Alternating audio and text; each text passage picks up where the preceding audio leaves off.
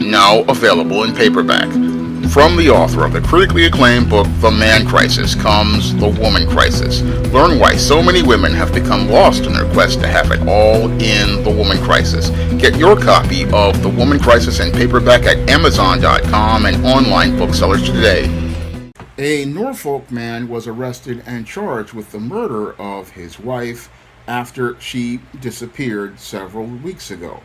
Now, in this incident, 47-year-old Brian Walsh was arrested and charged with murdering and dismembering his 39-year-old wife, Anna, after she had been reported to have disappeared. Now, according to reports, your Brian Walsh said that his wife went on a trip, and this was the reason why she has not been found. However, there was a lot of evidence soon found, including receipts for a hacksaw, a Tyvek suit, rugs, and garbage bags, and all of this evidence created a series of circumstantial evidence that pointed to the disappearance of Brian Walsh's wife, Anna, leading into becoming a possible murder. Now, the police are seeing the behavior of Brian Walsh as an isolated incident, but when I take a critical examination of the alleged behavior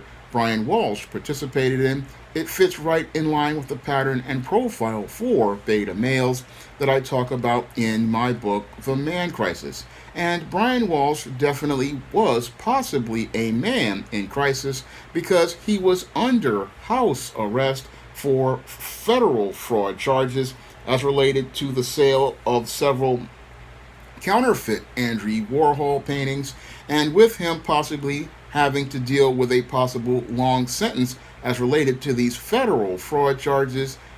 Brian Walsh's smooth world was becoming rough, and it looked like it was about to become rougher because Anna Walsh was looking to possibly file for divorce and end her marriage. And I believe that it was this announcement to Brian Walsh that she was going to divorce him that led to Brian Walsh possibly exploding in rage. And as he exploded in rage, he possibly beat his wife to death. And then after he beat his wife to death, he then gathered all of these cleaning supplies and other supplies to dispose of her body allegedly. Now, it's alleged that Brian Walsh murdered his wife Anna, dismembered her body, and then disposed of her remains in a series of dumpsters all across Norfolk, Massachusetts. And there are videos showing Brian Walsh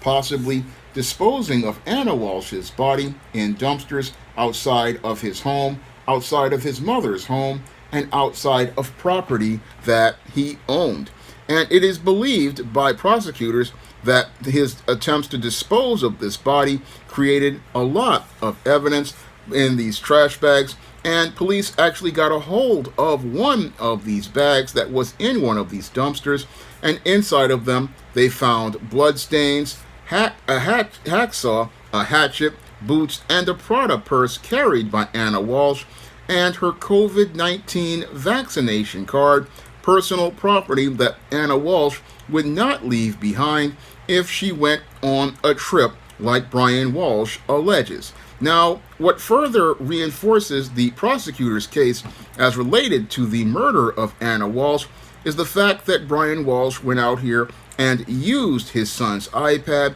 to do some disturbing Google searches, including 10 ways to dispose of a dead body if you really need to, dismemberment, and the best ways to dispose of a body. Can you be charged with the murder without a body? And can you identify a body with broken teeth? Now, it seems to me that your Brian Walsh, as he was doing his research, really did not go out here and read about Richard Crafts, a man back in 1986 who wound up murdering his wife and trying to dispose of her body in a wood chipper. Because if he had read about Richard Crafts, he would see that he was on the same road as Richard Crafts, who wanted to murder his wife because she was going to file for divorce from him, and because Richard Crafts' wife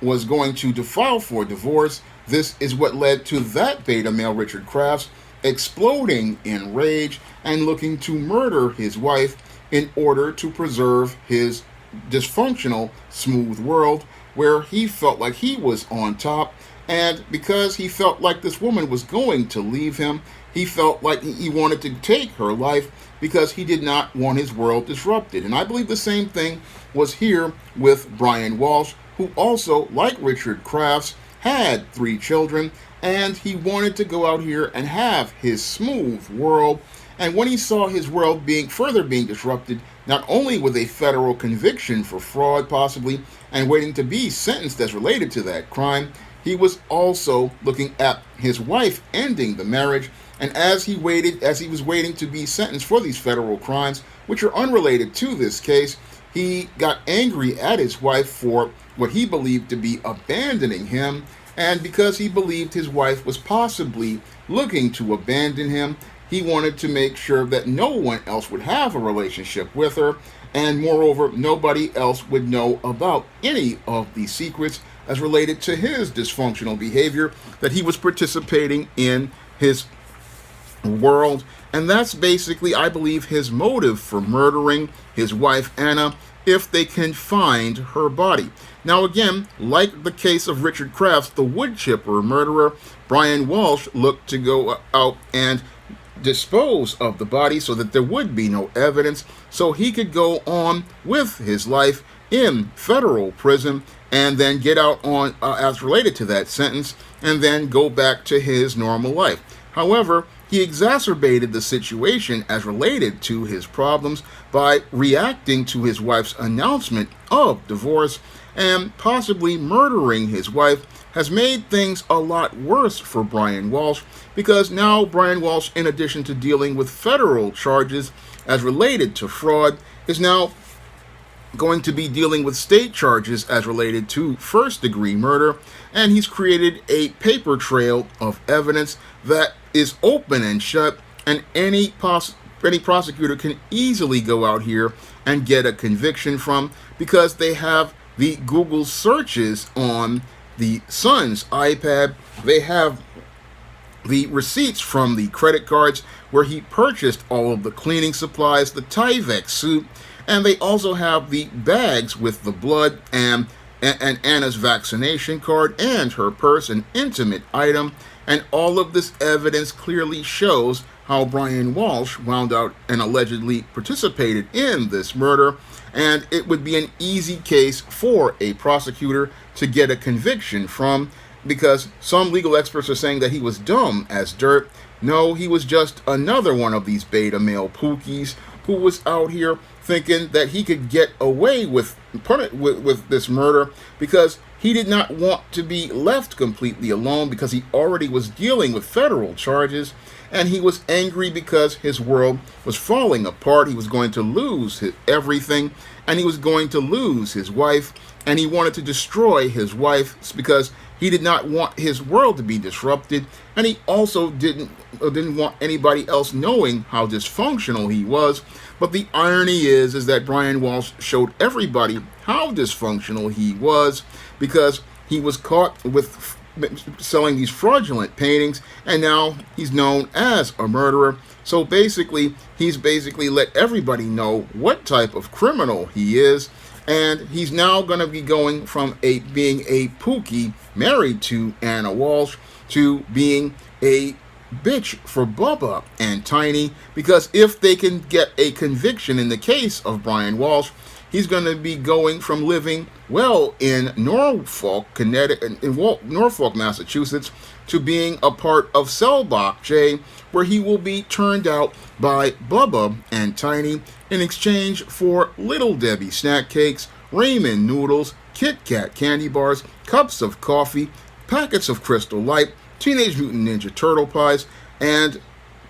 Snickers candy bars, and 6-pack Oreo cookies. This will be his final fate, and as he is being traded for that commissary by Bubba, Tiny, Roscoe, and Big Dave, he's going to realize that he basically threw away his life, because he possibly would have done a short sentence under those federal charges, but now he's assured to be doing life in prison for taking the life of his wife, who was basically looking to move past Brian Walsh and his criminal behavior, because if he was out here as related to alleged fraud charges, he possibly was a pookie for an extended period of time and running all sorts of schemes, but then he finally got caught, and now he's angry because his entire world got disrupted, and his wife, in her hypergamy, was looking to monkey branch away from his dysfunction, but before she could go and monkey branch, he grabbed her by the ankle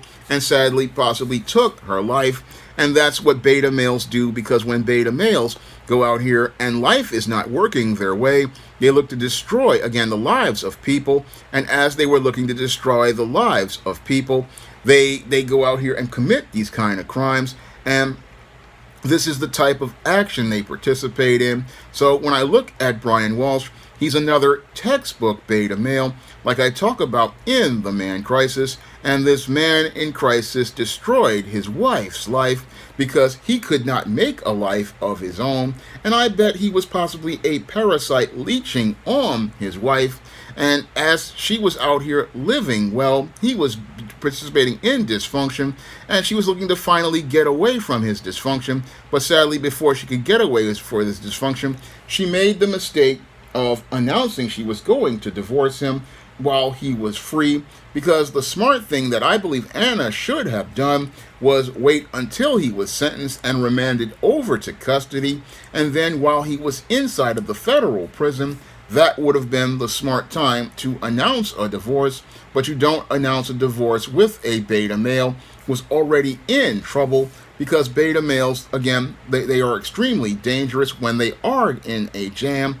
and when in order to get out of a jam, they will go out here and participate in extremely violent behavior. And that's what I believe Brian Walsh participated in, because he was already stressed about losing his freedom as related to those federal charges. And then when he heard about the divorce, this is what pushed him over the edge. And as he got pushed over the edge, like many beta males, he escalated things, and that's what beta males sadly do in a lot of these cases, because when I look at Brian Walsh's behavior, it literally mirrors that of the wood chipper killer Richard Crafts to the most minute of details, and it looks like almost the same motive for murder. Both men wanted to keep their world smooth, and once they had to deal with the roughness of a woman in their rose-colored reality showing how human they were, they could not cope with that woman being human. And because they couldn't cope with that woman being human, they looked to end that woman's life for no longer being an object in their smooth world. So when I look at the case of Brian Walsh, again, he's really mirroring Richard Crafts, and like Richard Crafts, he fits the pattern and profile for a beta male who went from a man who was in trouble to showing us all how much of a man in crisis he truly is. Now, if you want to learn more about the dysfunctional behavior of beta males and what motivates them to participate in their extremely disturbing and violent behavior, you can pick up my book, The Man Crisis, on Amazon.com in paperback and Kindle format. You can also find The Man Crisis at other online booksellers like Smashwords, the iBookstore, Barnes & Noble, and Google Play. And if you want to see me make more videos about men in crisis, you can send a donation to my Patreon, my PayPal, or my Cash App by clicking the links in the description box. That's all I have to say for this video. You can comment, rate, and subscribe. Now available for the first time on Google Play, The Man Crisis. Learn why so many men are falling apart in an increasingly gynocentric world in The Man Crisis. Get your copy on Google Play today.